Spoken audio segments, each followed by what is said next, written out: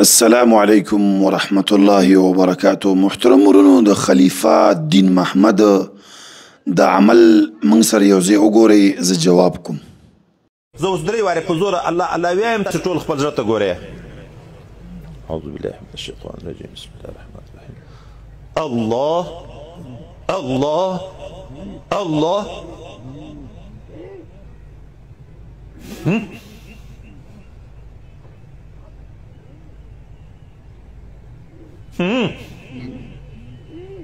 الله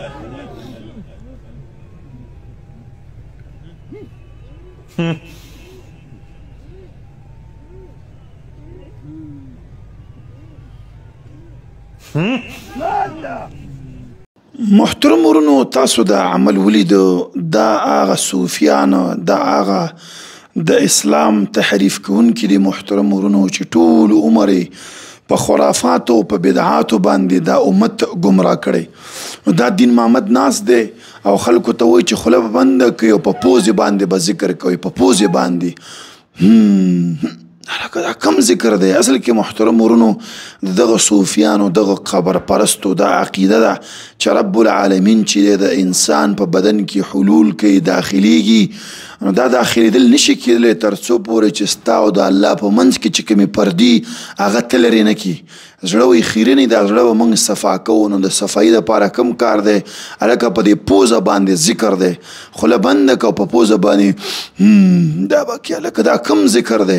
محترم ورونو، امام دارمي روایت نقل کړی د ابن مسعود 210 حدیث دی، تاسو ګټلی شئ. محترم ورونو، ابن مسعود ته یو کس راغی، په مسجد کې بعضې خلک دي ناست دي، حلقې جوړه کړې، ګوره حلقه او لګیا دي، وایي څوک لګیا دی سبحان الله وایي، څوک وایي الحمدلله، او په شریکه باندې دا ذکر کوي. ابن مسعود کس ته ویلي چې تا ورته څه ونه ویلي؟ هغه چې ما نه ویلي، خو تا ته مې انتظار کوو چې ته راشي. ابن مسعود خلکو ته ورغی، ورته ویلي چې تاسو دا خپل ګناهونه شمار کوئ، مطلب دا څه دپاره چې ناست هستئ د ګناه عمل م شروع کړی دی. هغه صحابه خو لا اوسه پورې د هغو جامې هم نه دي زړې شوي او تاسو په دین کې دا بدعات او دا خرافات شروع کړو. ګوره محترم ورونو، هغوی ذکر هم صحیح وګوره، الله اکبر سبحان الله دی ویلې، دی نه کول، داسې ساګانې نه وښکلي. الله دا خو ذکر نه، کوم ځای کې دا قرآن و حدیث کې دا ذکر راغلی دی؟ نو ګوره محترم ورونو، د هغوی ذکر هم صحیح، الله اکبر سبحان الله الحمدلله، دا لولي حلقې جوړه کړې ده. او دا ابن مسعود رضی الله عنه ورته وایي چې تاسو چې دا حلقې د ذکر جوړې کړي دي، په دې طریقې سره په دې باندې به الله تاسو رانیسي. امام دارمي 210 حدیث دی، تاسو یې ګټلی شئ. محترم ورونو، نو ولې داسې خرافاتیان، داسې د اسلام د دین دشمنان چې د صوفیت په نوم باندې، د پیرۍ او د مریدۍ په نوم باندې دا ظالم په یو ځای کې وایي هلکه وایي که یو پیر سره دی بل پیر شریک کوئ، دا شرک وکړه.